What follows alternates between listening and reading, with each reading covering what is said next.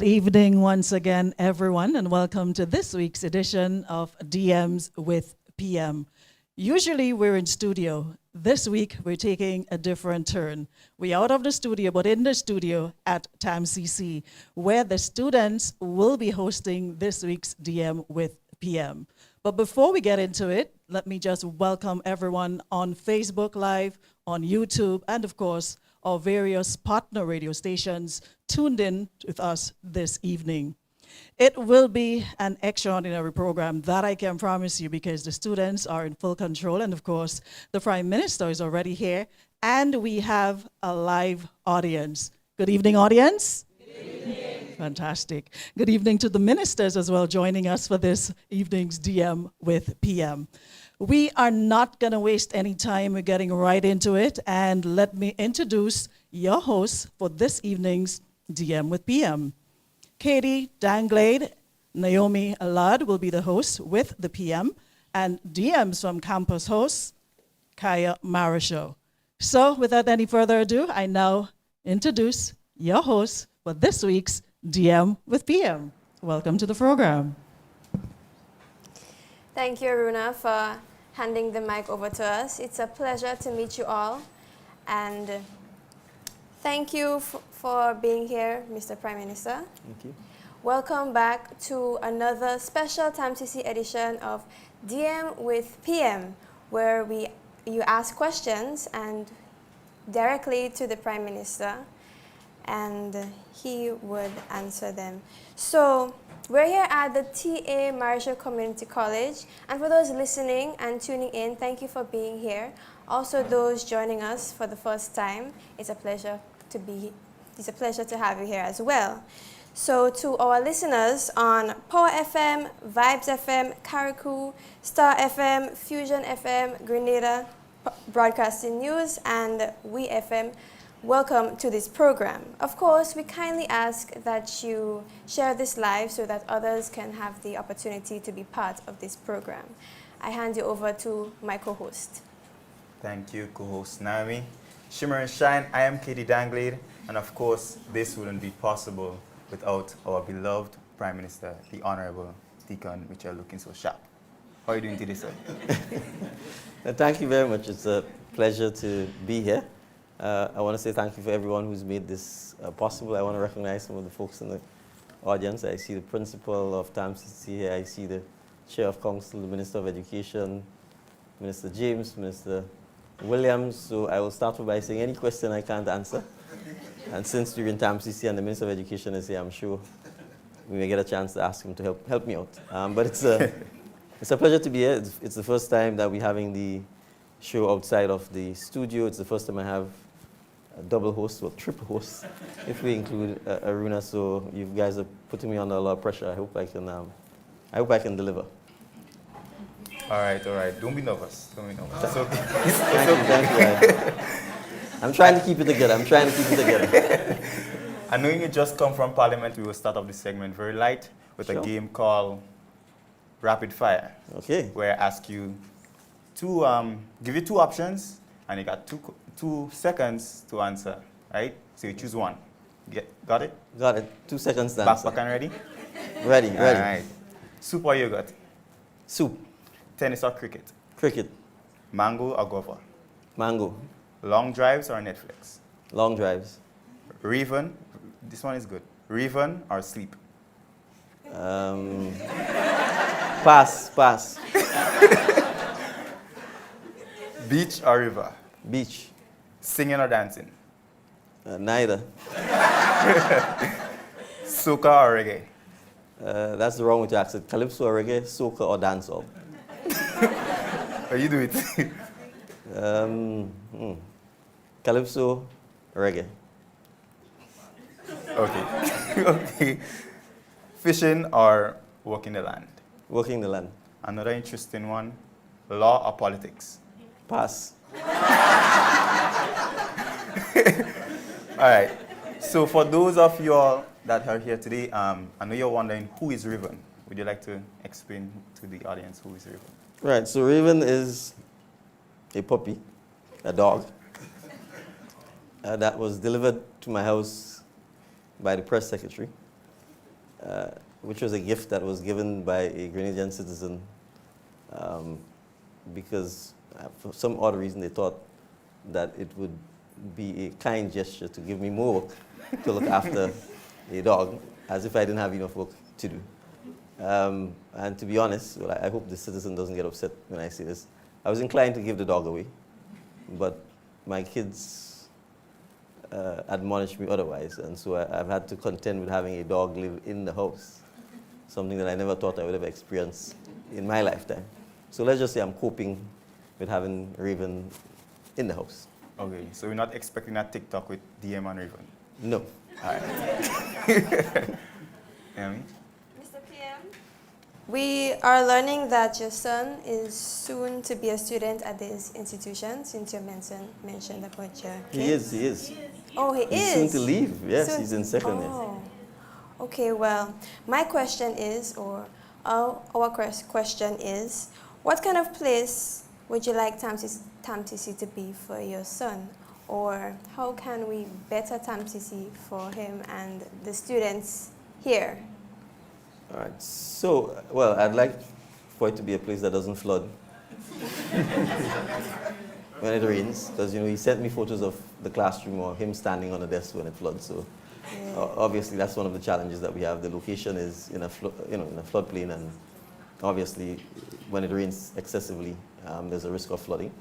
I think it's partly what I want it to be, which is a place where my son actually said one of the reasons he would come to TAMCC is because he wanted to socialize. Now, if you recall, for persons who are in TAMCC now, there would have been a period when there was no socialization because COVID-19 had all of us on lockdown. So part of education is in fact socializing, making friends. Oftentimes your friends in TAMCC or in high school tend to be your lifelong friends. So I think that's part of it.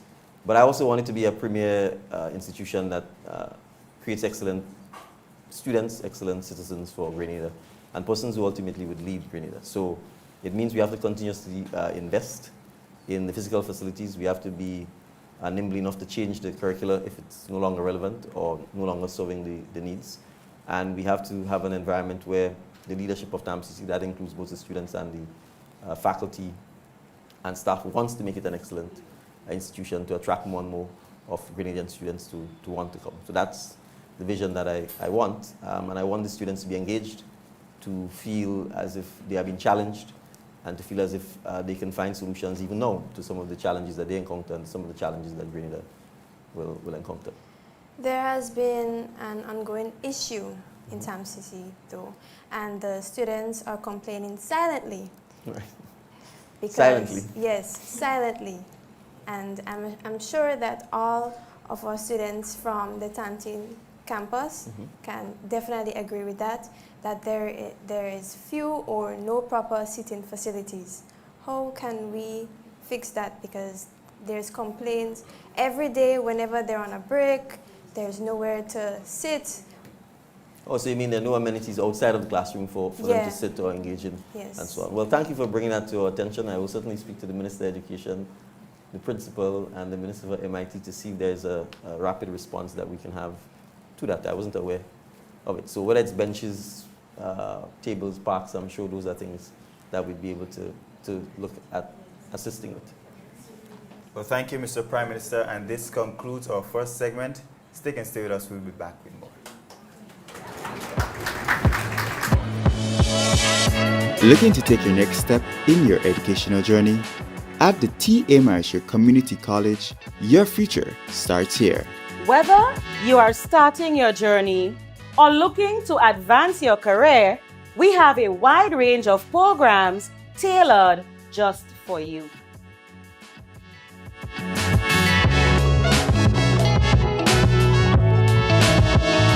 From theoretical learning to hands-on training, TAMCC provides you with the resources you need to succeed.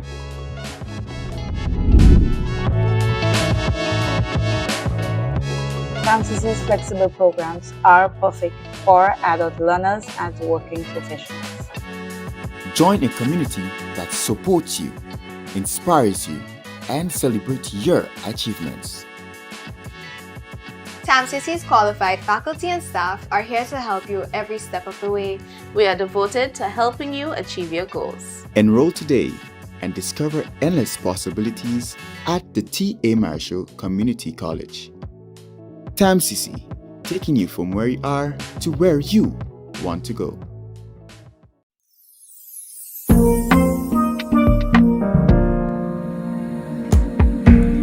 It's like the water pure and clean. It's a comfort anytime you need it. It's for everybody. 115373. You can count on us, there's nothing like it. It's homegrown. It's island pure. It's homegrown.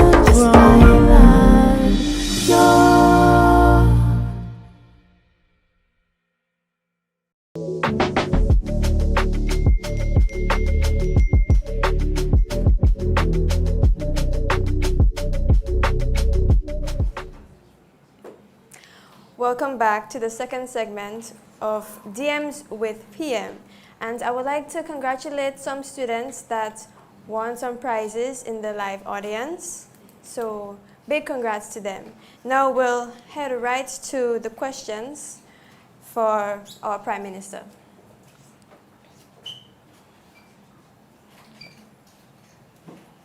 So this question is from staff. Are there any plans to renovate or build a new public library? In this time of rapidly changing technology, a public library plays a crucial role in bridging the growing digital divide.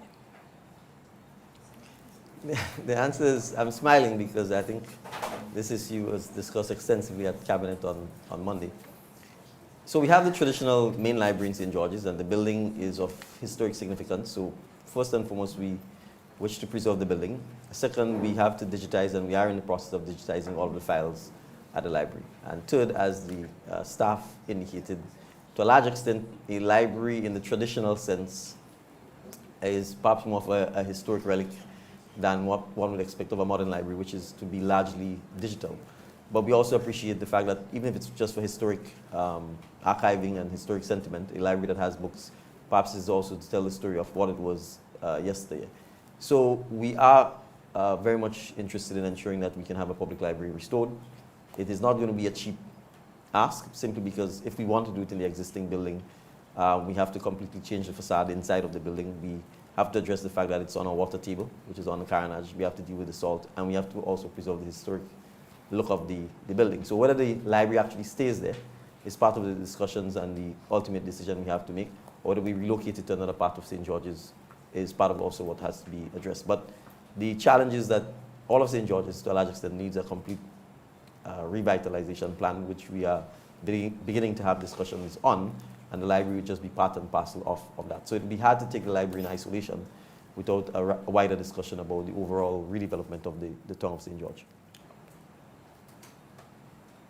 The next question is from School of Arts and Sciences and Professional Studies. The government's plan for the 80+ acres of land in Hope isn't publicly available, but we can explore the possibilities of TAMCC relocating to that area. Right. So I wouldn't say that the government's plan for Hope is not known.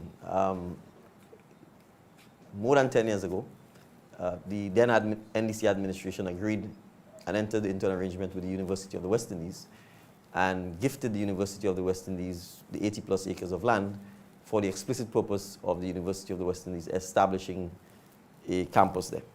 That was more than 10 years ago. That has not happened. Since this administration has gotten into office, we have been in communication with the University of the West Indies as to whether or not they can in fact deliver on what should have happened 10 years ago. If they are not unable to do so, and I'm saying so publicly for the record, it would be our intention to ask back for the land. That then will give us the opportunity to explore what is the optimal use of the land, including whether it's TAMCC nationally, whether it's this one, whether it's the St. Patrick campus, whether there's an opportunity to have a brand new campus there or not. So that is where we are. and I certainly believe, Minister of Education, if I'm wrong, you can correct me, that I think we expect to hear back from the University of the West Indies on or before the end of the year. Okay. Well, this month. All So right. I will give them some leeway to say on or before the end of the year, because if we hear back from them, we will still then have to decide what decision to make. Okay. Well, that's great to hear. So the next question is from School of Arts, Science and Professional Studies. Can you let a few students from college spend a day around you and let them understand what it's like to be the Prime Minister? There are a few of us who are considering going in that path, but we just don't know how to start. Yes, I'm happy to allow as many students as possible who wish to shadow me or wish to experience a day in the life of the Prime Minister to do so. We actually had a young lady from St. Mark, I think Haley, that's the name, who actually came and spent quite a bit of time in the office. She sat at my desk. She did a number of things at the Prime Minister's office.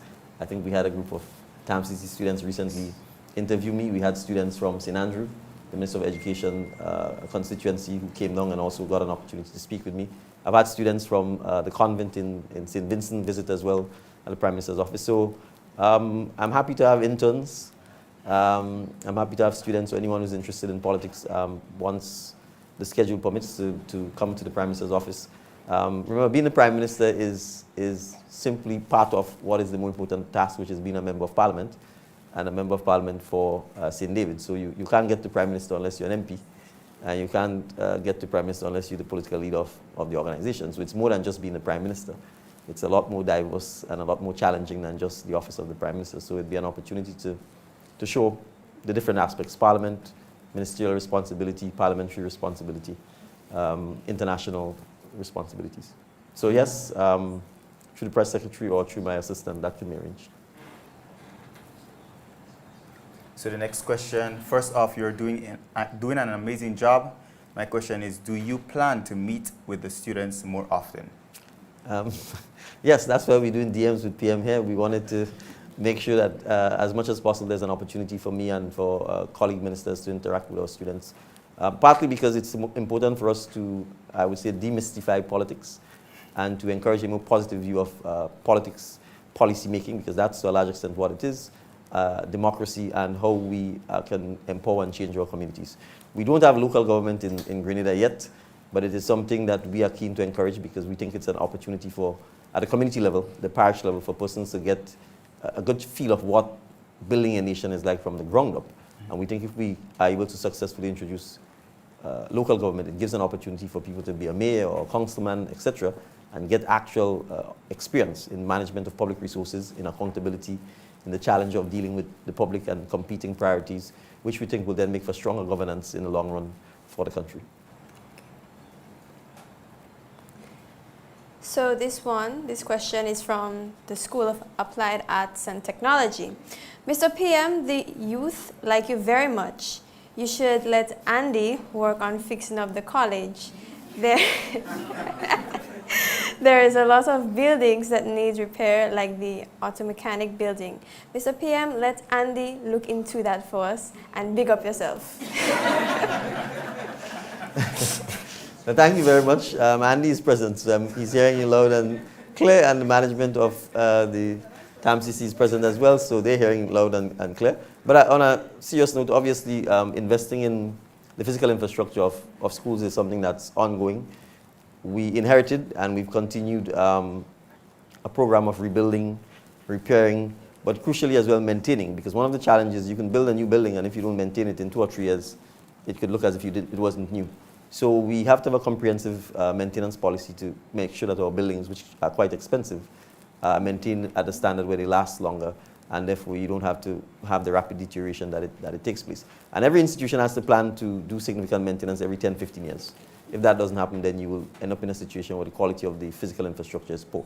But we note, taking this Minister for Education, that from the students, this is a plea to say, as part of your investment in the physical assets of the nation's youth, that TAMCC is one of the institutions through the council we may have to look at as well. The next question is from School of Applied Arts and Technology. I have an idea for the next independence celebration. Can you run a competition among students to come up with an idea to redo the old Parliament building? Yes. It is something that I think we can certainly look to do. I would speak to the Ministry of Culture, which takes responsibility for the independence celebrations, to see how we can do this. In fact, it's not just the Parliament building. We were talking about the Tongue of St. George. So it may be an opportunity for students to reimagine what the entire Tongue of St. George could look like. Right. Another one from School of Applied Arts and Technology. I have an idea for the next That's the same one. Oh. Okay. Sorry about that. This one is from the School of Applied Science and Professional Studies. For Spice Mass 2026, we should have a secondary school soca monarch competition or one for independence. Well, I don't disagree at all. In fact, I recall during the sporting season in Lasajas saying to the Minister of Education and to the Minister of Youth and Sport that I think we should have a school carnival competition separate and apart from the major carnival competition. And what inspired that idea is that I looked at the costumes that the students produced for the track and field meet, the marching bands, the drum corps, and to me there's sometimes more creativity there than with some of the national carnival bands. And I thought one way of ensuring that we build the creative talent within our system is to make sure that we actually allow the secondary schools and the high schools an opportunity for students to create their own costumes, to create costumes that are age specific, and also to create music that are more applicable to them than perhaps some of the national events. So it is something that I think we can certainly support. We've established the Office of Creative Affairs. We are on Saturday, I think, distributing steel pans to help encourage the playing of steel pans throughout the length and breadth of Grenada. And we certainly want to encourage and support some of the unique mass traditions of Grenada, the Veko, the Shotney, that you wouldn't see anywhere else. So it's important for us to preserve that. And the only way to do it is to have the secondary schools, the primary schools, and the students, they learn about those things so that it actually is ingrained in our culture and it doesn't become marginalized by what we call fancy mass, which is not unique or special to Grenada. You can find it in Miami, in Brazil, in Trinidad, in Barbados. But certainly the Veko and the Shotney, the old mass, the jab, those are the things that are distinct about Grenada. Thank you, Mr. Prime Minister. We are moving along very well, and we're going to take a short break. I'll be back with more.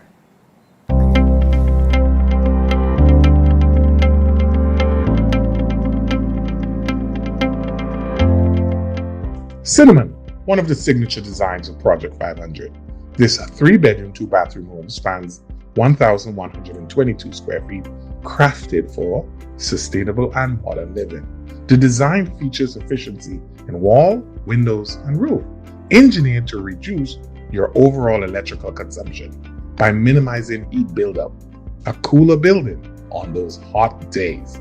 Inside, you'll find low-flow plumbing fixtures, which reduces water usage. Efficiency without sacrifices. With 3 spacious bedrooms, this design offers a retreat for all members of the family. With an open floor plan comprising of dining, living, kitchen, dedicated laundry, utility closet, water storage, solar panel, and parking for 2. And an area for outdoor home gardening. The Cinnamon balances functionality and style. At Project 500 is more than just building homes. It's about developing sustainable communities and delivering quality homes for all families.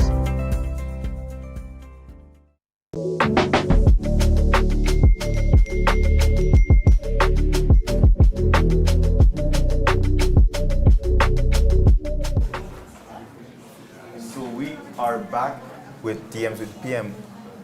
Usually it's DM on the streets, however, with a little twist, this one is DMs from the campus. We take you over to Kaya Marryshow, who is on the St. Patrick's campus.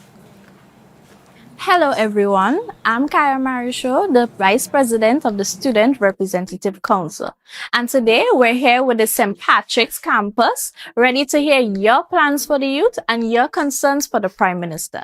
It's DMs with the PM TAMCC Edition.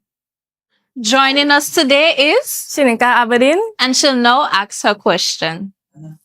Does the government has any plans to support the St. Patrick's campus with much needed physical upgrades, expansion of facilities, improved security and modern labs to enhance the learning environment for students? I think the MP for St. Patrick West asked me the same question on Monday. So the Ministry of Education is pursuing a strategy particularly to mainstream technical and vocational education throughout the education system and to also create centers of excellence. We have looked at a couple of sites, and the TAMCC site in St. Patrick is one of the sites that's being considered.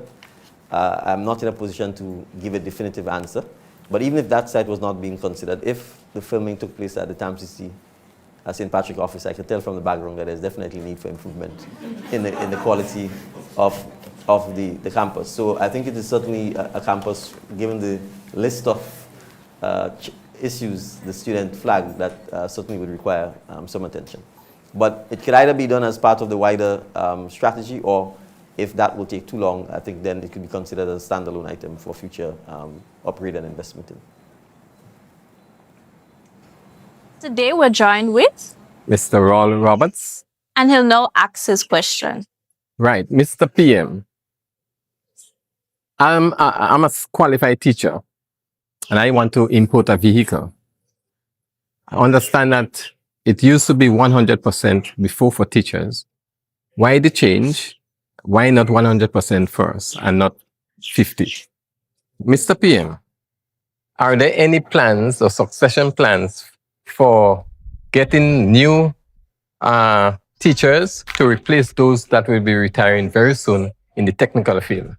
What plans do you have for us at St. Patrick's? All right, so I'll take the vehicle question first. I'm not sure that it's accurate that it was 100%. I'm not aware that that has ever been the case. I'm aware that it's 50% for, I think, what you call traveling officers. So if in the public service, if a teacher is a traveling officer, there's a 50% concession on importation of vehicles.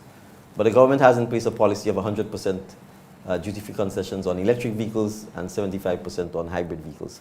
And the reason for that is to encourage the electrification or the greening of our transport sector.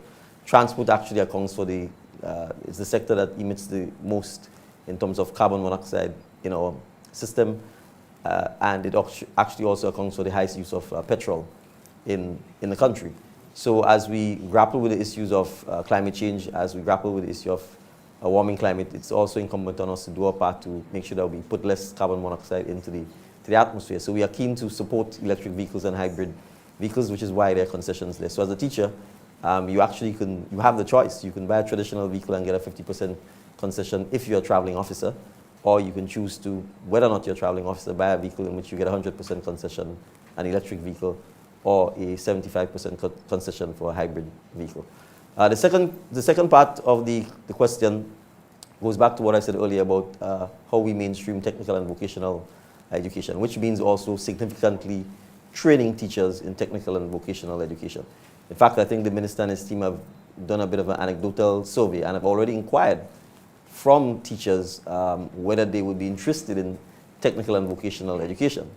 The response I'm advised was not very encouraging, but it may be that some more education has to be done as to what we mean by technical and vocational education. But it will mean significantly investing in training teachers in technical and vocational education, and also changing perhaps the perception of what technical and vocational education is, so that we can encourage more persons to do so.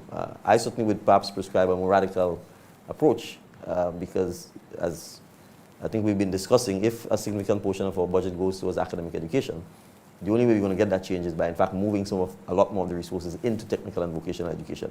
That means from whether it's converting entire schools into technical and vocational educational institutes only, or polytechnics or polyclinics, or whether it means setting specific targets of producing persons who are trained in technical and vocational education by a certain date, with certain numbers. Those are all some of the things that the team is working on to be able to help us to address the situation. Today we're here with Katie from the Elevate Her program. We'll now hear her question. So I have a few questions here for Prime Minister. Are there any plans by the government to set up factories and industries that would create meaningful employment opportunities for youths and our citizens seeking work?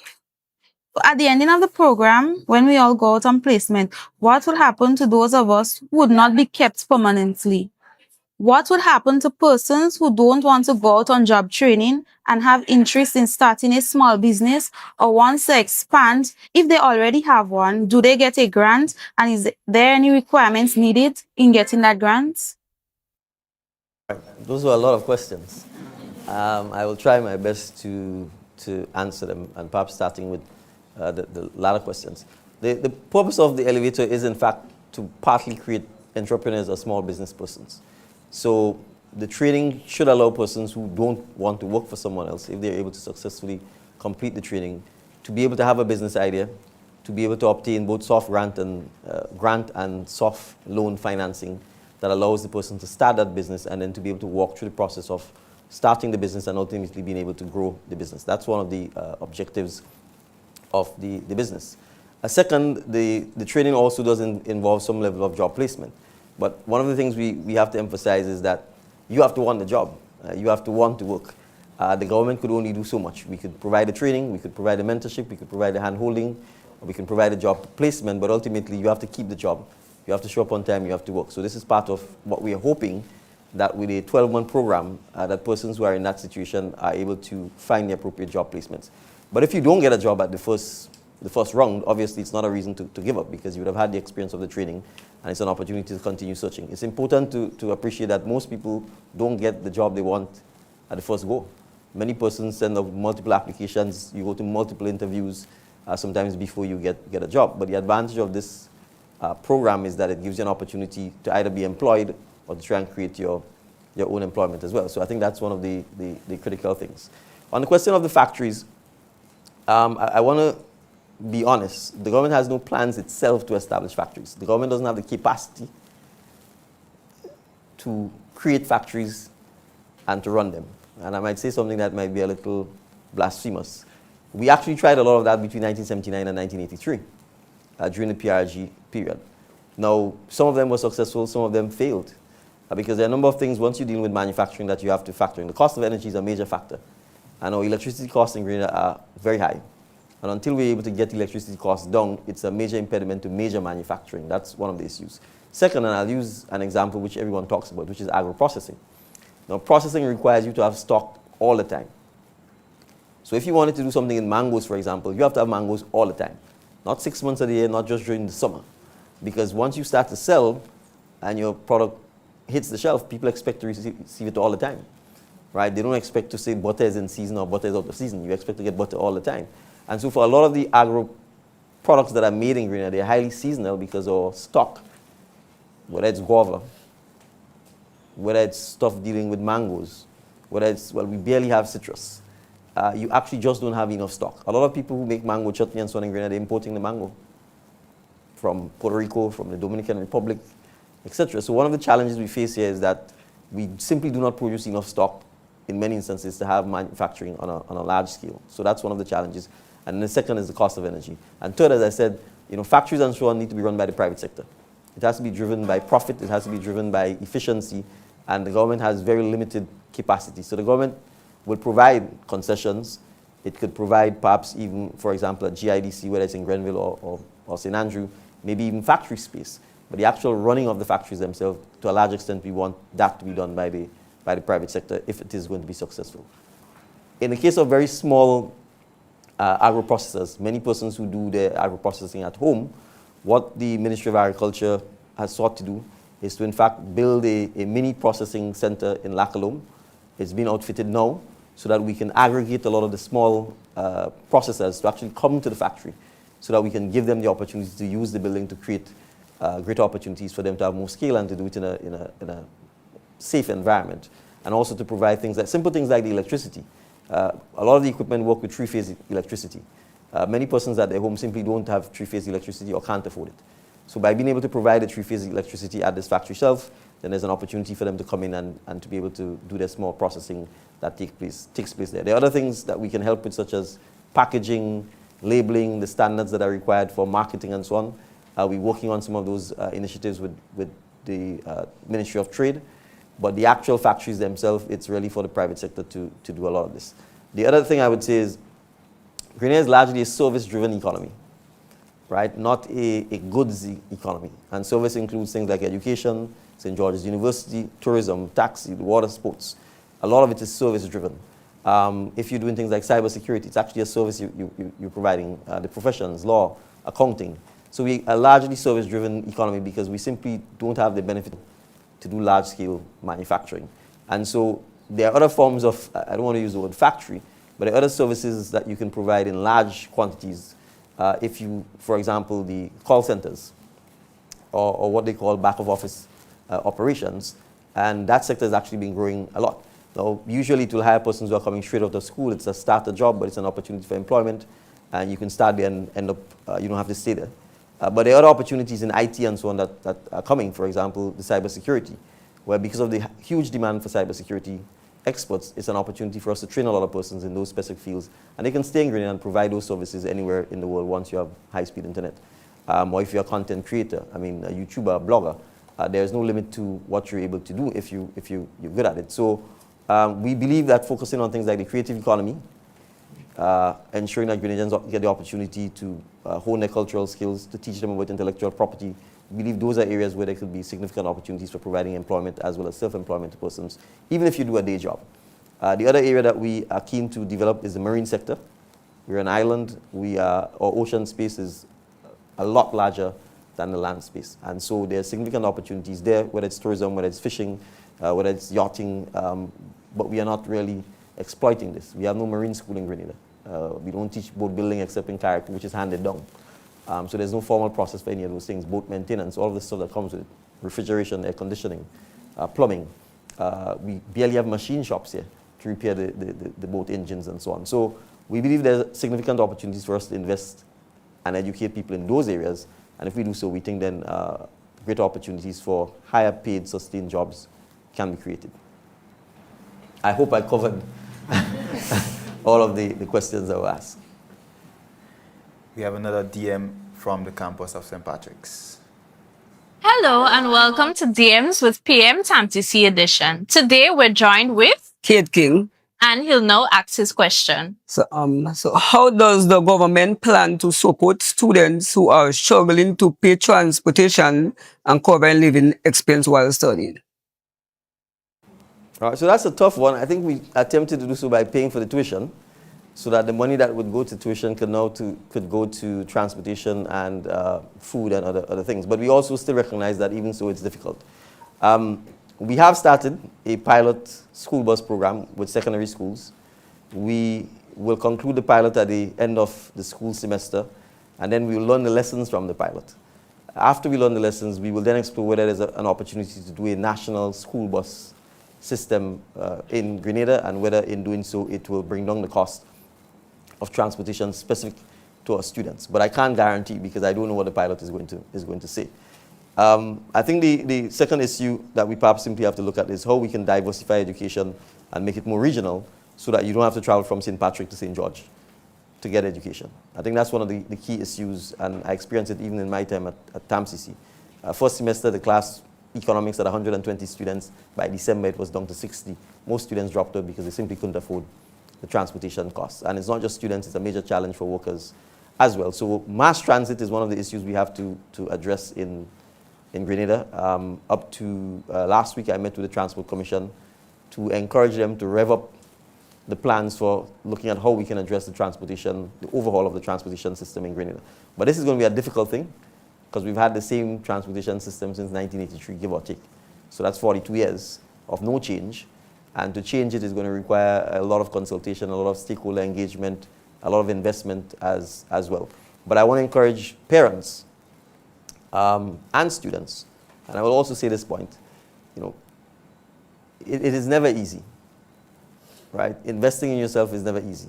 The Minister of Education will tell you about his stories of hopping a ride together with the principal of TAMCC, hopping a ride, bombing a ride, flagging a ride to get to and from school, right? It is something that persons who want to make a difference in their lives that we enjoy. You walk to school, you bomb a ride, you walk, sometimes you get dropped halfway, you get wet in the rain, etc. But it pays off in the end. It makes you stronger.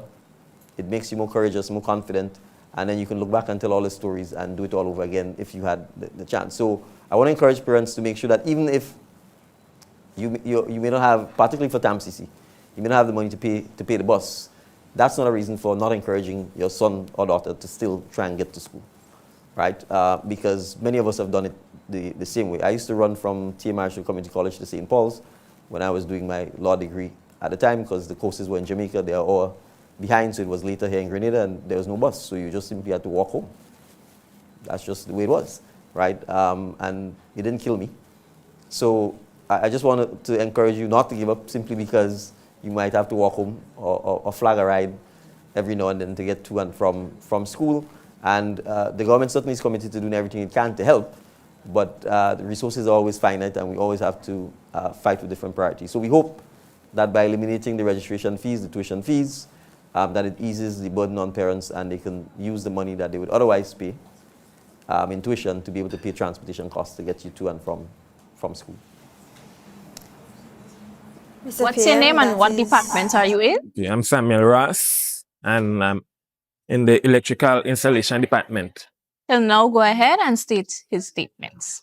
Upon attending here from 2022 to 2023, I got to learn about TA Marryshow from a meeting, and his story really inspired me. Things that I never knew, I got to know.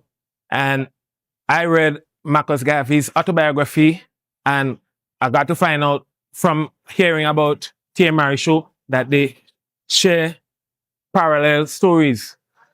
Because the same sort of things Marcus Garvey fought for is the same things that TA Marryshow stood for as well.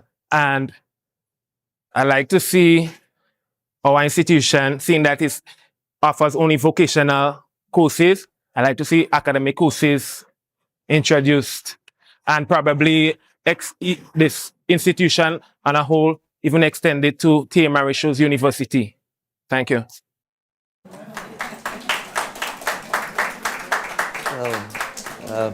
Chair of Council and Minister of Education, I don't think I need to say anything further, but I think reading Marcus Garvey will leave you inspired. If you pay attention to the writings, the teachings of Marcus Garvey, as well as the things he was able to accomplish, at a time where many of the countries in the region were still not even independent states, there's really no reason why we should not be just as ambitious. So I think the student having the ambition for it to be the University of TA Marryshow Community College is the kind of ambition that we need, and goes back to the very first question that I was asked about the vision for TAMCC and what I would like it to be for my son, which by extension means what I would like it to be for any young person in Grenada. And I want to perhaps overemphasize the importance of dreaming big and of having ambition. Because there's no Grenadian who succeeded, whether in Grenada or outside of Grenada, who didn't dream big and who didn't set their standards high. And don't let issues about size or where you come from, who your parents are, or which village you come from mean anything to you. Because to be honest, oftentimes those things drive you more than if you were born in a nice, comfortable environment. So I want to compliment the young man on setting out a vision for the Minister of Education and the Chair and Principal of TAMCC. All right, and the Minister says it's already in motion.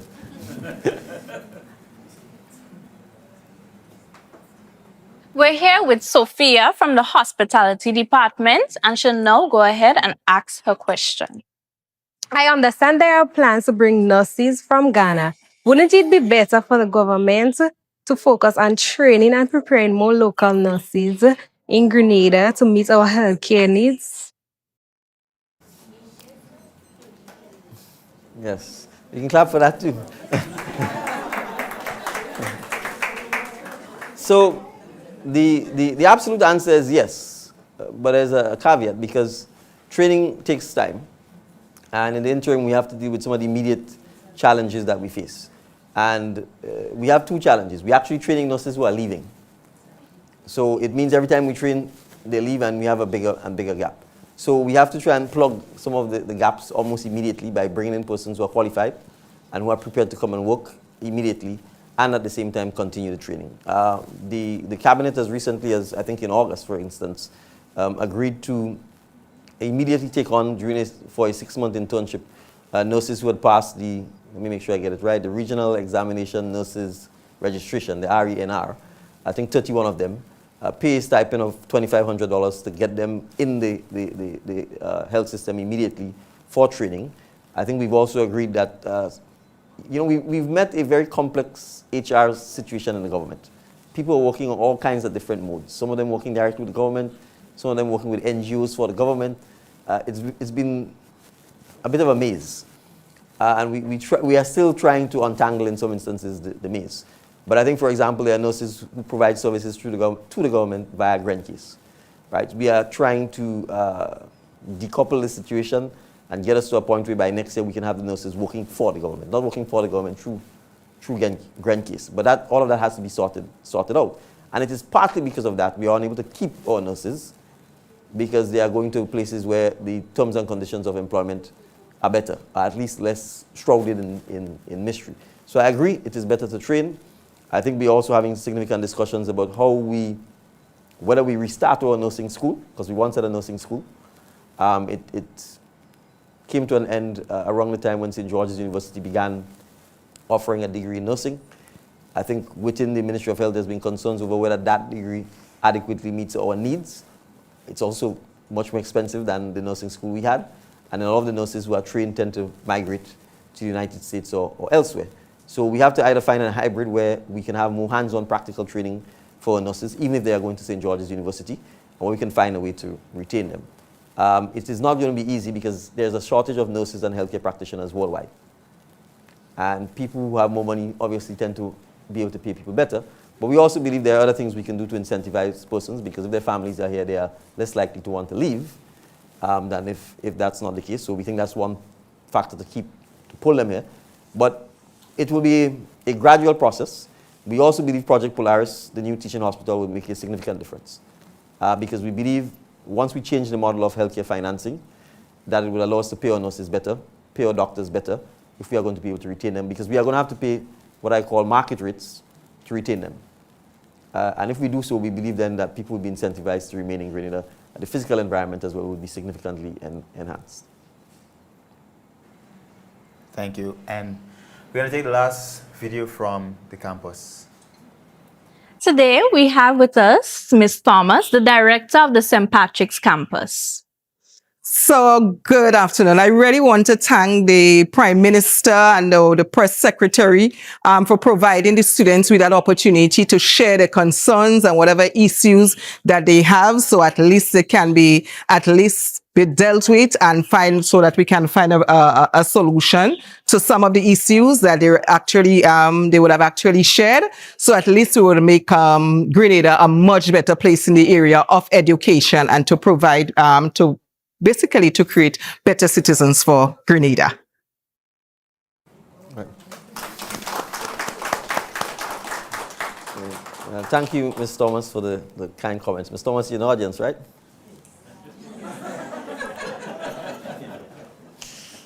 All right. Thank you very much. But no, I'm happy. I think our hosts are doing an amazing job. It shows the talent. Aruna and Oslin, you may get fired. But I want to thank our hosts of DMs from the campus. Normally Norris does this from the street, and it's an opportunity to get more people to ask the questions and interact in a live manner. So thank you very much for welcoming us into the campus.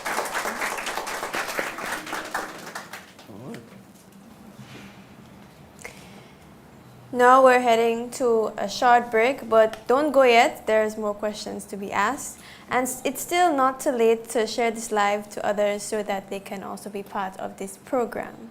We'll be back for more.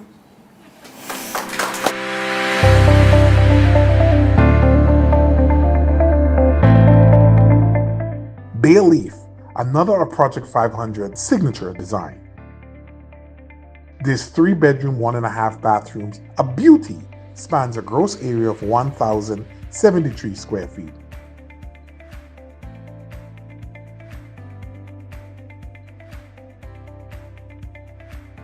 Built with fully insulated reinforced walls and insulated roof, Bay Leaf is crafted for comfort, efficiency, and sustainable living. The design achieves 100% efficiency in its superstructure.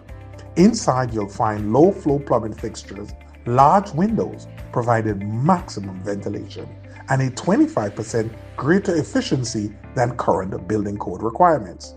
Spacious bedroom, an open floor plan living, kitchen, and dining area. It is true to its name, Bay Leaf brings comfort and peace the moment you walk in.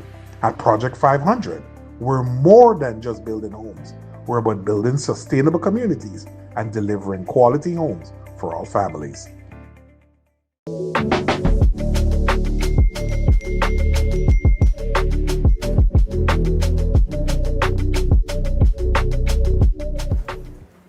So we are back in this segment, the most anticipated and one of its very first. But before we get into the live audience, Prime Minister, what is the inspiration behind the socks?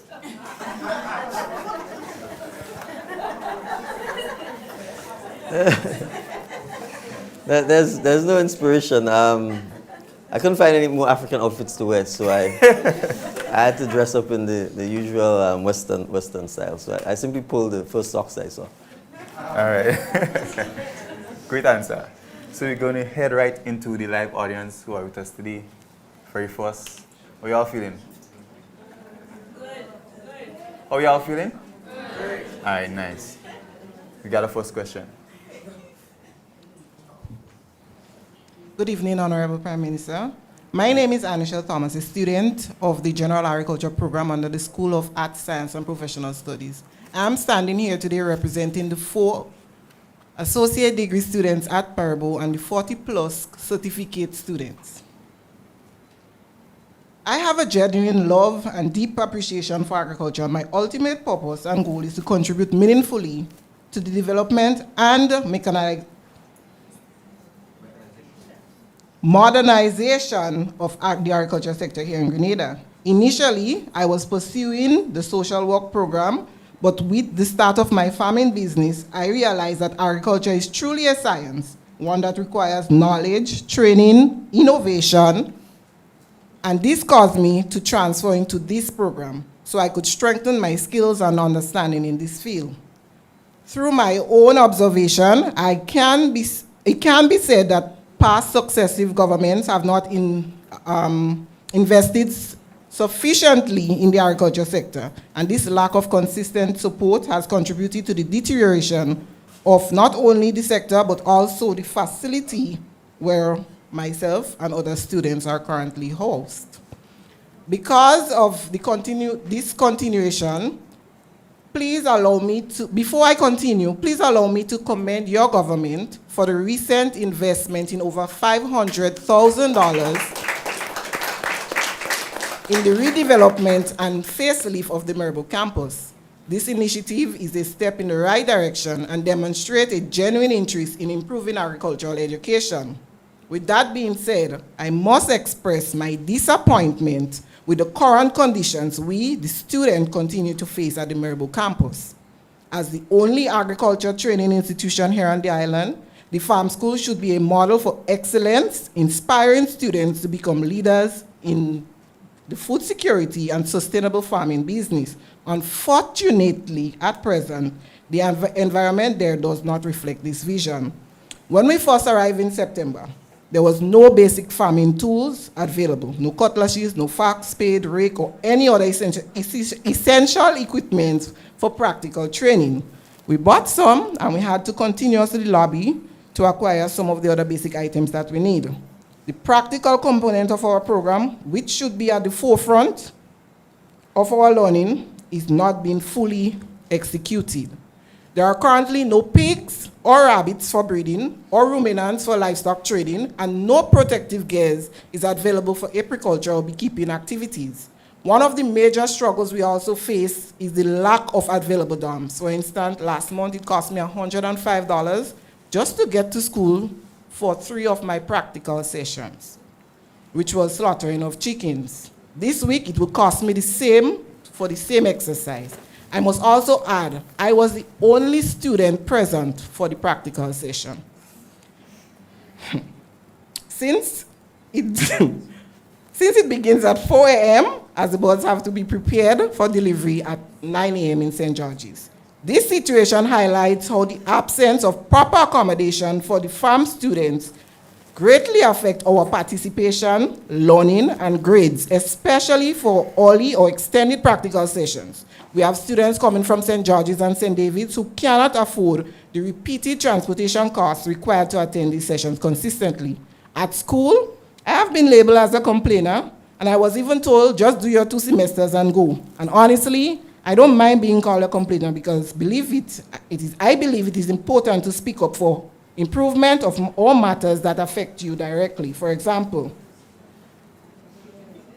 I look at the other technical programs and they are well equipped, yet the agriculture department is not. This disparity makes it seem as though the agriculture program is not treated with the same level of importance or prestige as some of the other programs. If this is how we model agriculture education, it becomes clearer why youth participation in this sector continues to decline.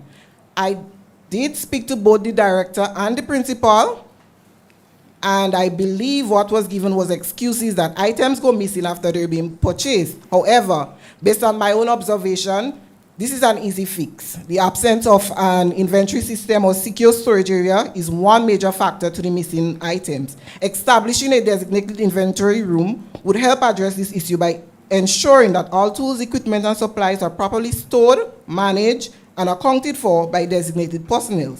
In all honesty, the current state of the Marryshow campus feels like if we're stuck in the 1980s, outdated, under-resourced, and uninspiring.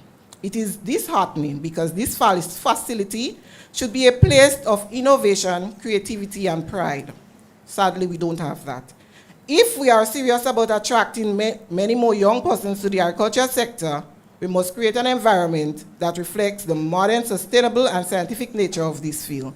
As I conclude, Honorable Prime Minister, I wish to extend an invitation to you, the Minister of Education, and the Minister of Agriculture to personally visit us at the Marryshow campus, as these are just some of the issues we face there. I believe that you seeing firsthand the conditions that we are made to deal with would make you understand some of our daily struggles. Despite these obstacles, those of us who truly love agriculture remains committed and passionate about making a difference.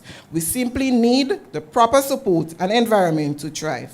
My question is, what can your government do to improve our current situation at the Marryshow campus? And thank you for your time and continued investment in the future of agriculture and education.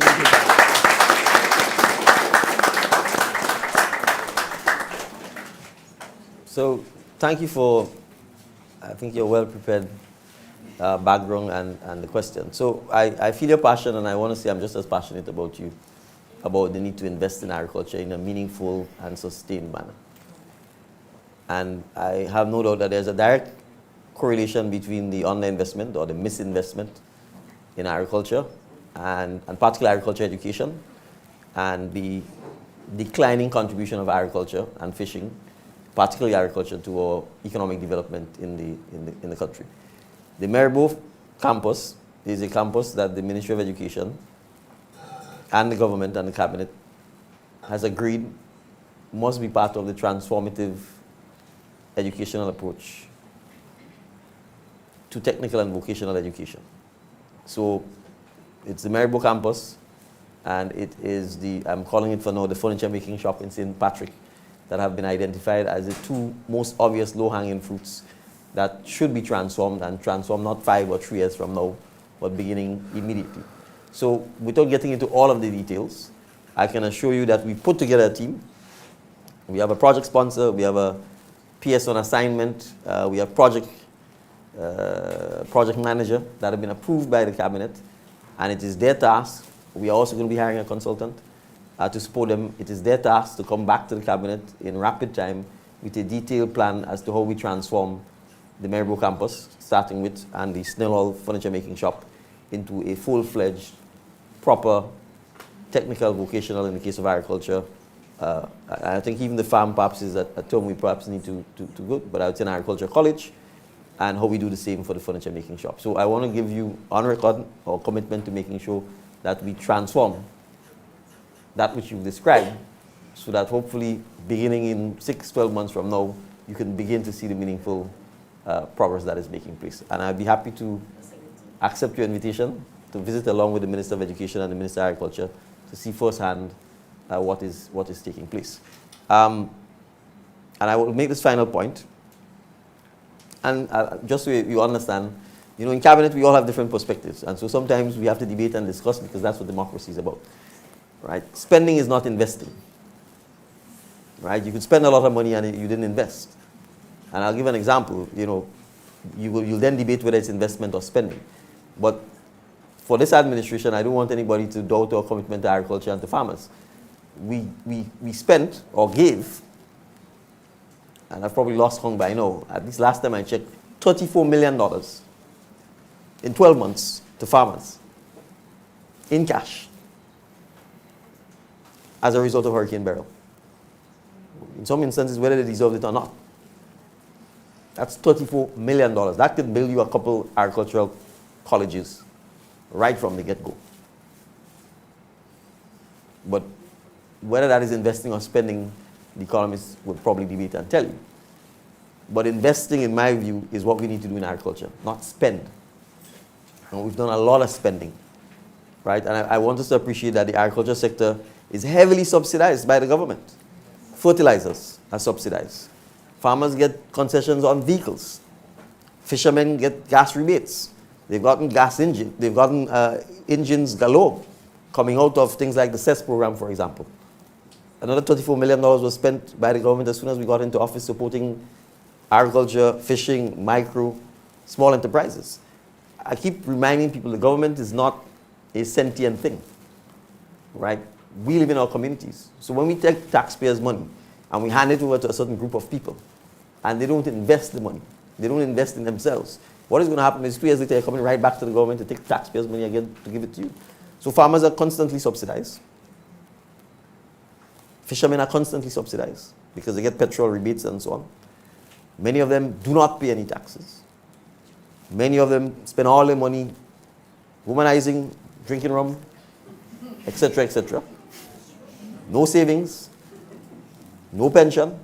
So when they get older, they come back to the government again for some kind of government social assistance program. So we have to start teaching our people how to invest. And that also means when it comes to education, we have to make sure that we invest in the right things. Because if you only have 4 students in a campus, then it's better to close the campus down.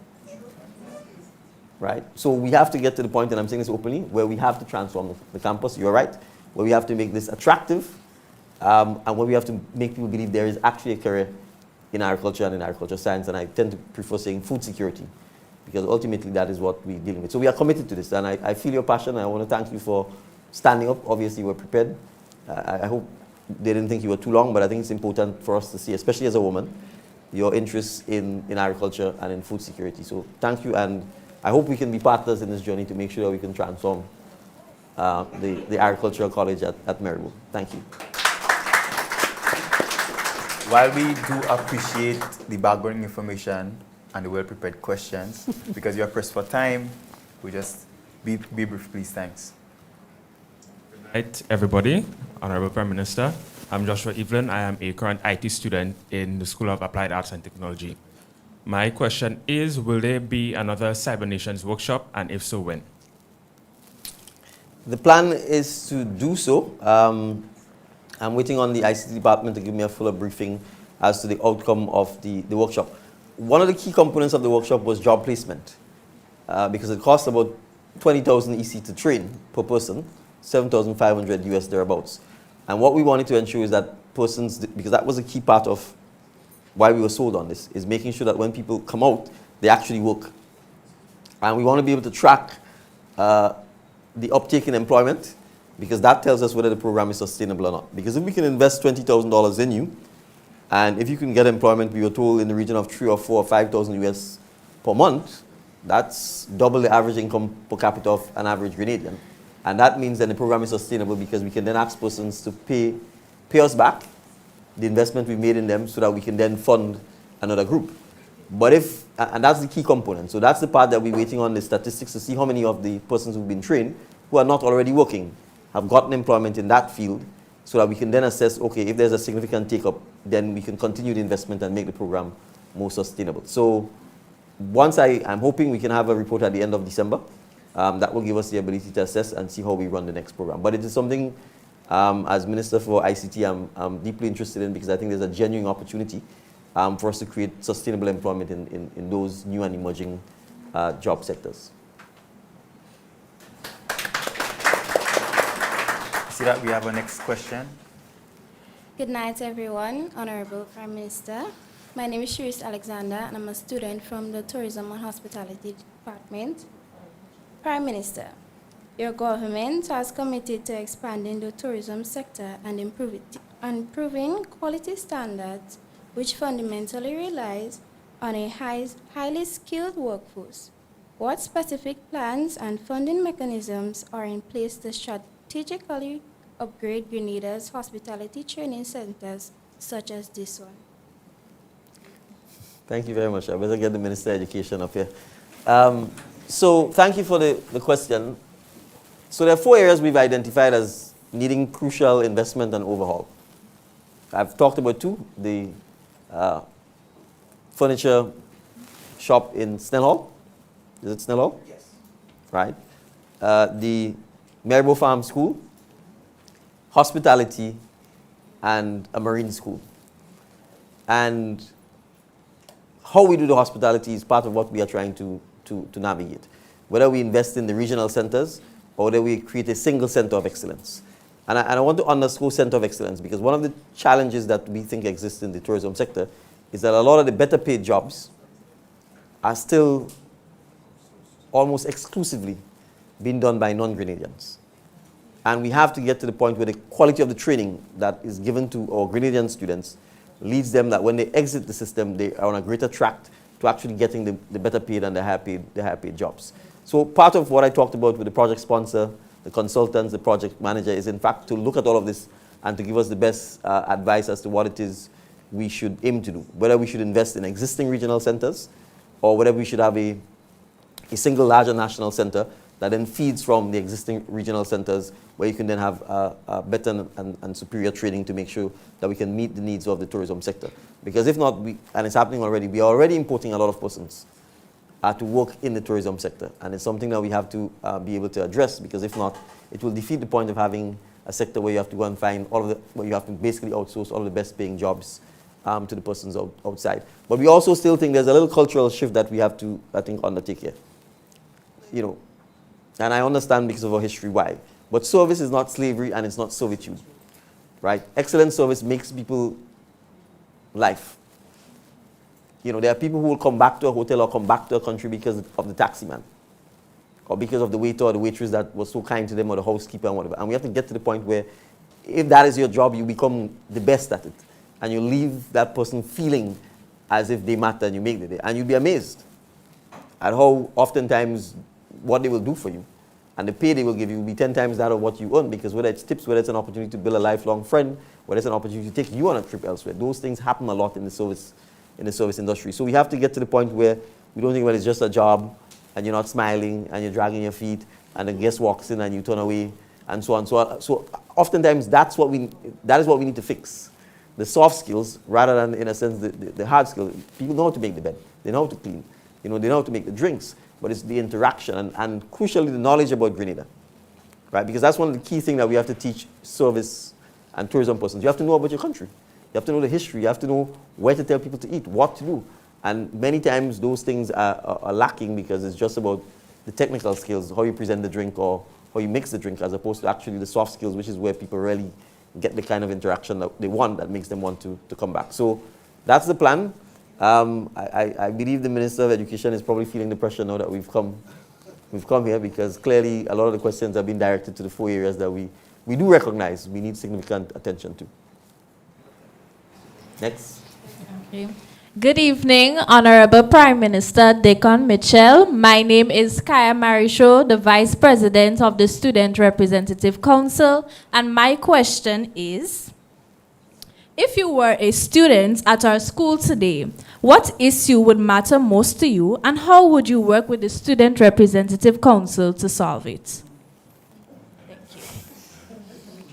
Wow, that's a tough question. I'm not even sure I can answer because it's hypothetical. So maybe I can tell you, when I was at TAMCC, there used to be high rates of absenteeism of the teachers. So after a while, I kind of lost interest. My friends and I spent a lot of time off campus.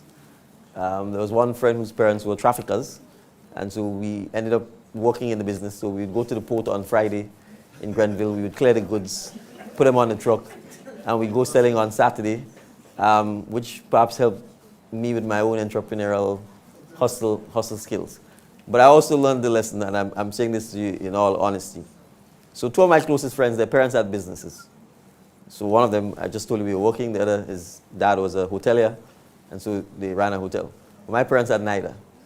So it quickly dawned on me by the time I got into second year that, if my two friends flunked, they had some place to go to. I had no place to go to. So what I did was to make sure that despite me going and frolic and doing the trafficking and having a good time, that when I got home in the night, I sat down and actually did my work so that I could actually pass the exams. So I'm saying I don't know if this is an issue or if it's as significant an issue as it was in my time. But if that's an issue, that's something that I would be concerned about because you have to hold people accountable. If you pay to do the job, you have to do the job. And second, education is perhaps different to any other job. You actually have the ability to create, motivate, and inspire people to be and to bring out the best in them. So not being there, in my view, would be a big concern because there's no interaction. And I would certainly say, certainly in primary and secondary schools, a lot of the people who inspired me were my teachers. Whether it's sometimes, when I'm playing the backside, being man enough to pull me aside and say, listen, you need to tone it down and you need to get your act together. Even though at the time, you may not have appreciated. Later on, you appreciate it. I had one teacher who, in PBC, said something to me that it wasn't very nice. But it kind of motivated me, right? And then I came back and I taught in PBC with him, and we became best pals. I would sit next to him, we would cook food together, have a drink together, but I never forgot what he told me because it motivated me to prove him wrong. Because he kind of told me I was going to end up cutting grass on the side of the road. Right? And obviously, at the time, I didn't take too kindly to the comment. But it motivated me, right? And I think when I came back to PBC, he was a little shocked that I came back. He was much older. We sat next to each other. I reminded him of the conversations that we had. And we called it a truce. And we cooked some chicken soup and so on together. And we got along well. So in a sense, sometimes negative things could actually be a good motivator as well. So I would say if that is happening, that would be an issue. And I think, I would certainly, if I was on the student council, be advocating for it. The other thing that I would say should be of concern, if it is having spaces for more cooperative, collaborative learning. Right? Education shouldn't be a competition. Right? It should be about problem solving and helping each other and finding ways to collaborate, especially in a small society, because we all have the same issues. And we have to find common answers to them. So I think the more you can get persons to discuss what the challenges and what are the solutions, especially if you're in things like engineering or science and those areas where it requires people to test your theory or to scrutinize or to provide feedback, that we need a lot more of that.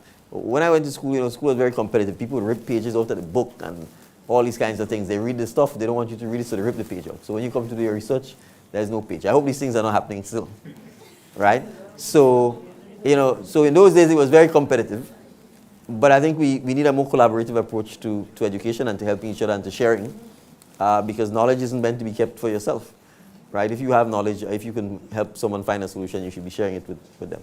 So this is a tough question, so I hope I manage a sensible response. So I see we have the principal at the mic, but firstly, no chewing in class. And DM to the PM, DM to the PMs. DM to the PM, DM to the PM. Go ahead, sir.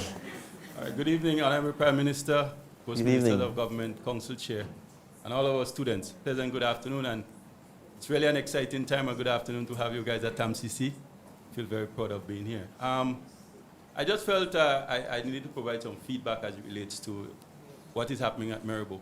Sure. The Agriculture Center of Excellence in which we are developing. Over the last year, I must say that no less than $5 million was invested into that campus, and it's ongoing.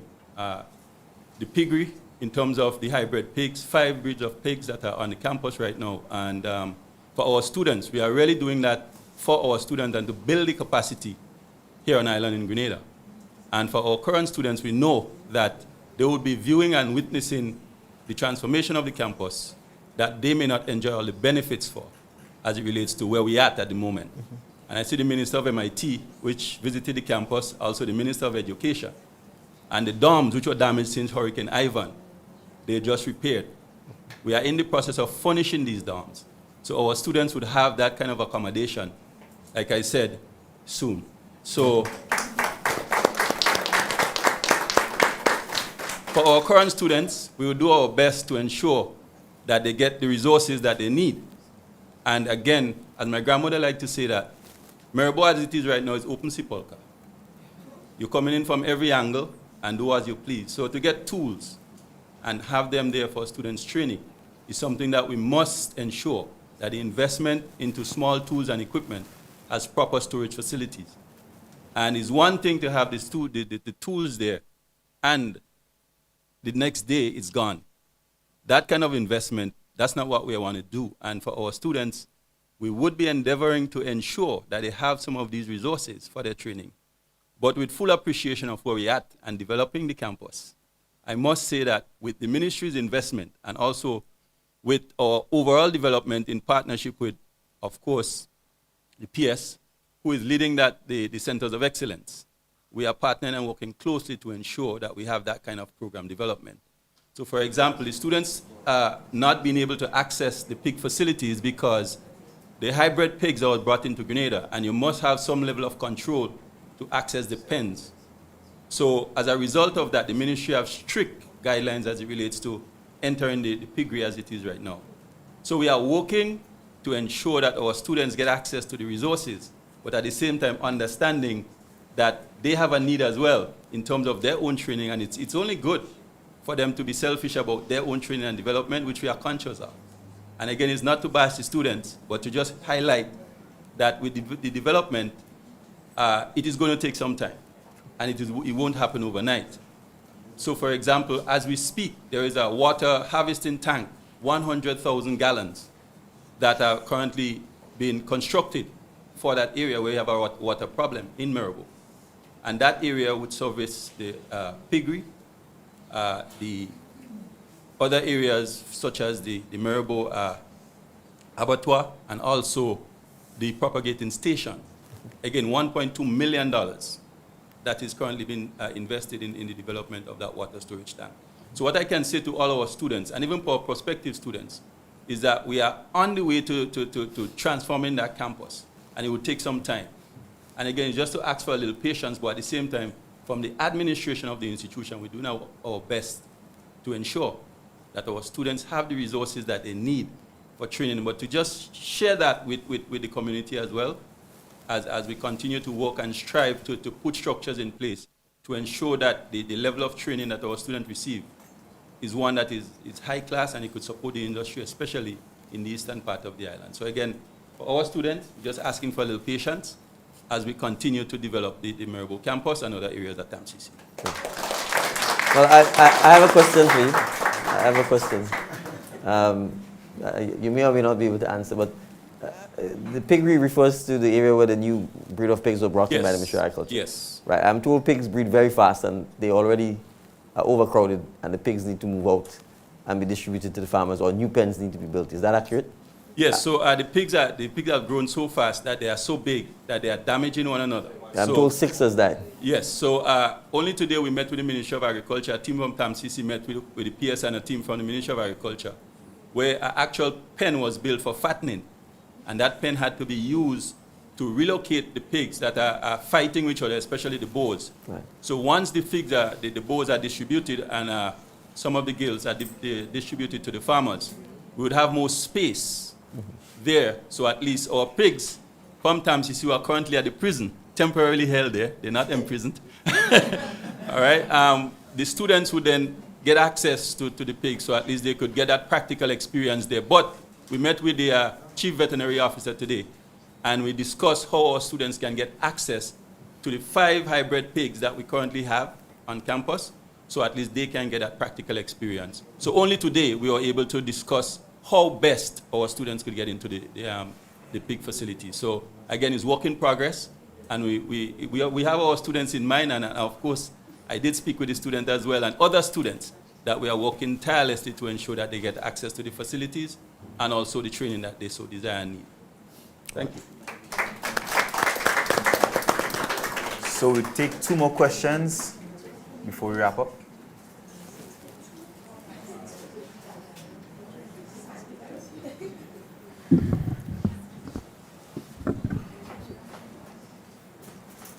Good evening, Honorable Prime Minister Deacon Mitchell.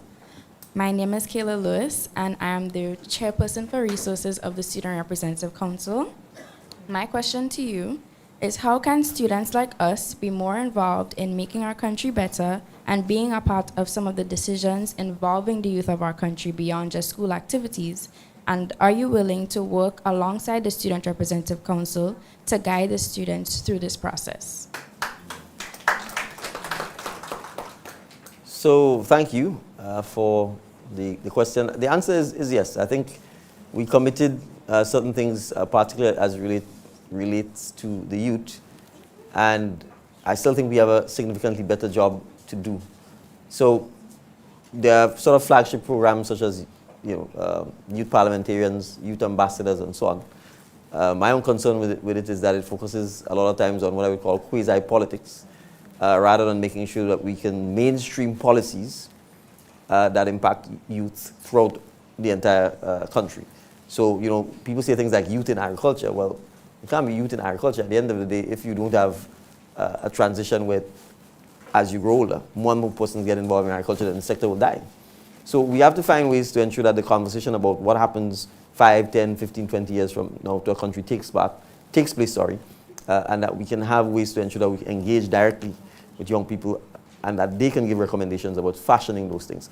So when we talk about education, for example, to a large extent, I can only tell you what I know and what I have experienced. But the education system that you are dealing with now and the knowledge that is available, let's just take knowledge in ICT. It will be night and day if you're probably speaking to me about ICT and I'm speaking to you about it, because I'll give simple examples. The iPhone didn't exist 15 years ago. Now it's as ubiquitous as the air. Artificial intelligence was more or less invented, or at least popularized 12 or 16 or 18 months ago. And now it's the go.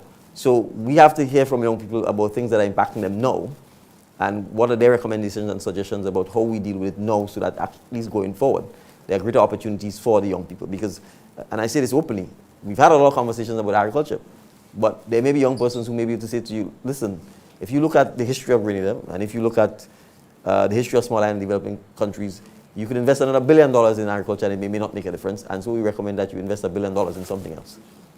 Right? That is the kind of conversations that we need to be able to have. So having something like the Student Council, in my view, there are a couple of things we can do. One, exposing the students to public policy making, research and development. One of the challenges that has hindered our development is that our politics has been about personality, about entertainment, and about bacchanal, not about public policy making. And that's what governance is about. How do you make policies that shape or influence the country? I can give maybe a very good example. A prime minister in Barbados, Earl Barrow, made a policy back then that said, I want to ensure that Barbadians have free universal education up to university level. That single decision transformed Barbados. Because what did Barbados have before? A monocrop economy, sugar, and then rum, the byproduct of sugar. By doing so, he transformed Barbados into a services economy, into an economy where you diversify from relying on just agriculture to an economy where you had professions, accounting, lawyers, offshore banks, international business companies, and a vibrant, thriving economy that had some of the highest rates of literacy in the world, and that for a long time was, in a sense, a beacon of governance in terms of their public policy making. And that transformed the country from essentially a rural agricultural country into a modern country. Conversely, you could have very bad policy. Right? And I will give an example of a policy I think that was bad. The Imani program. It was a bad policy because training cannot go on forever. And even rocket scientists don't train for 10 years. So if you train people forever and you pay them subsistent wages, you are going to depress the entire economy, and you're going to kill the opportunities for these people. So what has happened is that you've had people who've trained for 10 years, they get paid $600 and $700. You could barely survive on that. And then during that period, they make children. And the children, therefore, are being born into poverty. And so what you had is underinvesting in them. They have no money, so they can't help the economy. They can't spend. They can't consume, so the economy can't grow. And then they're getting older, they make children, and then their children are born into poverty. And when people are born into poverty, then you have desperation, lack of social cohesion, poverty, poor and unsanitary conditions, and then you end up in a situation where the economy doesn't grow and the country actually retards. But young people have to understand that is what policy is about. We could have a policy, for example, that says you could vend anywhere you want. Or we could have a policy that says no, vending has to be controlled. Because if you're dealing with food, for example, there's serious public safety risk to the public. And so for us to have discussions about those things rather than just trying to stop a small man from eating our food or this or that sort of thing. If you continue like that, then you have lawlessness. You stop anywhere, you park anywhere, you vend anywhere, and then chaos descends. So we have to make sure that young people understand that their ideas, especially if it's researched, if you look at examples elsewhere, that those ideas can formulate policy that could impact your future development. And we could talk about transportation. For 40 years, there's been no policy on transportation. None. So basically, if I want to buy a bus, once I get a bus driver's license, I just go and buy a bus, apply for a bus sticker, and I apply the route. Now, human nature is you want to apply the route that is most profitable. And the route that is most profitable is the route that has the most amount of people living or the most amount of businesses. It's Grand Dance, Grand Dance, Grand Dance. Where are you going? Grand Dance. Right? So the net effect of this is buses are concentrated in one area. There's no service in the rest of the country. What happens? If you're from the rest of the country, your dying wishes at 18 or 19, 20, 21, your first paycheck, machine daddy, which means you want a vehicle. Right? And if you buy a vehicle at 19 or 20, you're almost destined to make yourself poor. You have to get insurance, you have to get gas, you have to buy a tire. You have to hope you don't meet in an accident. Right? And if your salary is, even if it's $2,000, if you get a car loan, $800, the gas, the this, if you have to contribute to your parents' electricity, water, this, you're left with no money. Right? So, policy-wise, we have to create a public transportation system in Grenada that reverses all of that. That requires research. That requires stakeholder consultations. That requires persuading people to come along a different route than the route we've gone through because it's not sustainable. They're not even making these small buses anymore. Right? And more the buses are electric or hybrid. Right? But because there's no policy, it will become difficult for people who've done the same thing for 40 years to automatically change. So the young people who can't get an education because of the lack of transportation, you have to say to us, how can we change this situation? Research countries that have changed it. Singapore is a country that changed it. There's an example here in Grenada. How come a private entity like SGU could have their own bus system? How come their bus system could run on schedule and on time? What technology are they using? What is the system? So those are the kinds of ways we can find, and I would probably say, since transportation affects students and access to education more than anything else, that's a research project that the Student Council could take on, make recommendations or suggestions to us, and hopefully if we have you as one stakeholder in our corner, we can begin to build the process of getting the parents in our corner. So when we approach the busmen to say, listen, we have to change the transportation system, they don't say they're striking because they want things to remain as is, but we can say to them, you guys need to come along with us so that we can change this to make the transportation system more sustainable. So if we do a lot more of that, opportunities for internship at government institutions, the Ministry of Economic Development in particular, is one of our weakest areas. We need development economists. We need researchers in the policy unit. So we need more people to go study economics, econometrics. We need people to study public policy development, those areas, because we are lacking support in a lot of those areas. Remember, those of us who are sitting in cabinet, we don't have any of that experience. I was a lawyer in private practice. The Minister of Education, well, he might have a little because he was an educator and worked in the ministry briefly. Minister James was a student, straight out of student politics. Minister Williams was an accountant, businessman. You have Senator Francis here. So I'm saying none of us study that. And if you don't have people to help you, then it becomes very difficult to make sound policy decisions about the future of the country. And that's one of the challenges that developing countries face, because all we do is focus on politics and governance. The problem with politics is if you have bad politics, 5 years from now, the country is worse off. So the person who comes after finds it a lot more difficult to actually fix the country or fix some of the challenges that we face. And for smaller countries, it's even more important to have strong policies because you don't have the money. You know, wealthy countries, if they build a building and it's a bad building, they could just tear it down and move on. When you're a small country, you don't have the money because usually you're borrowing it, and you're borrowing it at pretty high rates. So I would encourage young people to appreciate one final point. We have some of the youngest government ministers in the history of Grenada and in the history of the world and in the history of the Caribbean. Mr. James is not 30 yet. Minister Tevin Andrews is barely 30. Minister Ron Reddit is thereabouts. Senator Francis is thereabouts as well, right? We only have 1 or 2 persons who are close to the retirement age. I'm in the average, I'm in between, right? Minister Williams is a little bit in between as well. But I'm making the point to say that you can be a government minister and you can be quite effective, quite young. Maurice Bishop was younger than me when he became Prime Minister. When he died, he was still younger than me, right? He may not look that way. But I'm saying all of this to make this point. You usually make the greatest impact when you're young. All of the multi-billionaire tech giants you see, they made that impact when they're young. Bill Gates, the Facebook guy, right? The AI guy, Sam Altman. You know, it's all young people. You just, after you discover whatever you discover, you then just become better and better at it. So don't underestimate your own power and your own ability to be successful and to change the world and to change your own life. Because usually when you're an old person, you ain't doing it. All right? Next question. So we would like if you can be brief with your question because the time is getting... Sorry, can you hear me? I can. Yes. We'd like for you to be brief with your question, please. Absolutely. Good evening, Honorable Prime Minister. My name is Shiloh Alexander, a student at the St. George's University. I saw that just today in the sitting of the House of Representatives, the Minister of Mental Health, Delma Thomas, highlighted the government's initiative to have mental health therapists in our schools throughout our Tri-Island state, which I must commend.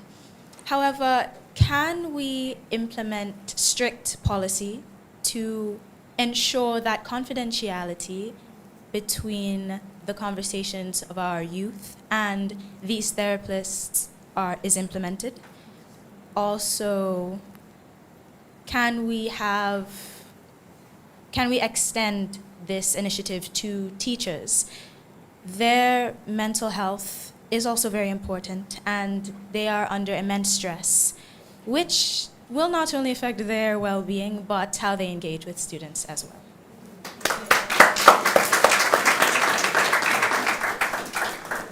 Thank you, Shiloh.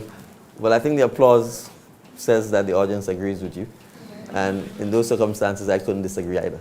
But no, I do want to commend the minister because I think she's been quite deliberate and determined in building out the Ministry of Mental Health and Wellness and in making sure that there's focus particularly on young people and mental health because we recognize that if you poll young people, that's one of the areas of core concern for them. But I'm also happy that you've raised the issue of the mental health of our teachers because it starts there, and if they're not, if their mental health is not good, then obviously it will impact the students as well. But like many things, it's always about resources and getting the right professionals. And for small societies, reinforcing the importance of confidentiality, of patient, clinician confidence is one of the things that cannot be underscored because if you breach that, you tend to fundamentally violate and undermine the whole process of mental health. And we appreciate we still live in a world where there's a lot of stigma surrounding mental health and well-being, and it will do significant harm to it if things like confidentiality is not respected. So obviously for the professionals, I mean, it should go without saying that if you're a professional, there should be no violation of students or teachers' confidentiality. But we do know that from time to time it may happen. And so publicly calling for it to be respected, I think, is something that augurs well. Thank you. So this concludes this segment, and since you are making a difference in the history of Grenada, Carrico, and Petit Martinique, I'd like for you to sign this book on live television, just in case I don't make it in live. just in case. I'm sure you'll make it. I'm sure you'll be fine.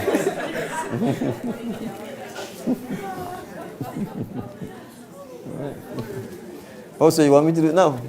Oh, sorry. I will comply, sir. I will comply. Yeah. All right. Video don't lie. For when I make it. That makes sense. So this is the 4th of November? Huh? It's the 4th of November?